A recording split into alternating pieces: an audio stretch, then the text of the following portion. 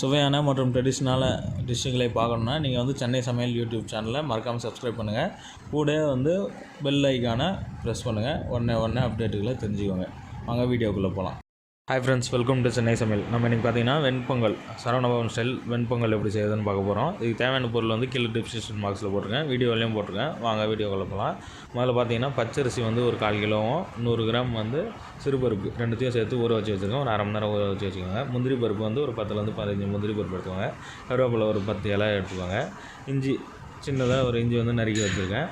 பச்சை மிளகாய் வந்து ஒரு பச்சை மிளகாய் நறுக்கி வச்சுருக்கேன். அப்புறம் மிளகு ஜீரகம் எடுத்து வச்சுருக்கேன் 1 ஸ்பூன்.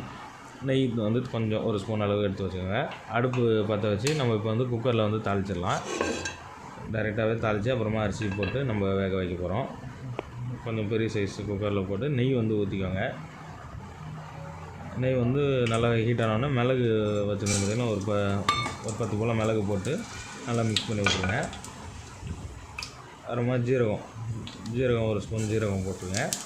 போட்டு அதையும் வந்து நல்லா மிக்ஸ் பண்ணி விட்டுருங்க. ரெண்டுமே வந்து நல்லா வறுபடட்டும்.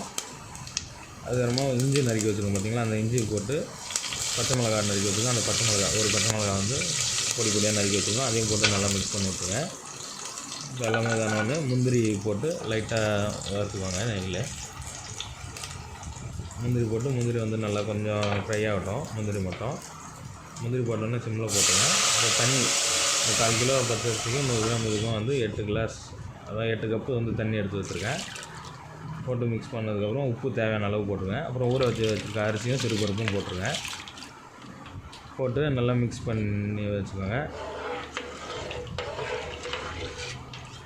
நல்லா மிக்ஸ் பண்ணிவிட்டு குக்கரை வந்து நீங்கள் க்ளோஸ் பண்ணிடலாம். குக்கரை க்ளோஸ் பண்ணி விசில் வரைக்கும் வரட்டும். வந்தோடனே விசில் இறங்கினோடனே ஓப்பன் பண்ணிங்கன்னா பார்த்திங்கன்னா பொங்கல் வந்து ரெடி. நம்ம கருவேப்பிலை வச்சுருக்கோம் பார்த்திங்கன்னா, அந்த கருவேப்பிலை வந்து லாஸ்ட்டாக தான் போடணும். ஒரு 10 போல் கருவேப்பிலையை போட்டுட்டு நல்லா மிக்ஸ் பண்ணி விட்டிங்கன்னா சூப்பரான பொங்கல் ரெடி. பார்த்திங்கன்னா சூப்பராக இருக்கும். அது ஆறினோடனே சாப்பிட்டிங்கன்னா சட்னி வச்சு சாம்பார் வச்சு நீங்கள் சாப்பிட்டிங்கன்னா சூப்பராக இருக்கும். பொங்கல் வந்து ரொம்ப சிம்பிளான டிஷ். அரிசி வேக வைக்கிறதுக்கு வந்து ஒரு 1/2 hour ஆகும். அப்புறம் பொங்கல் ரெடி பண்ணுறதுக்கு ஒரு 1/4 மணி நேரம் தான்.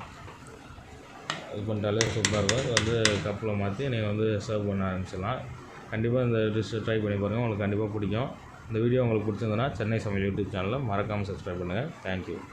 Meet you in next video friends.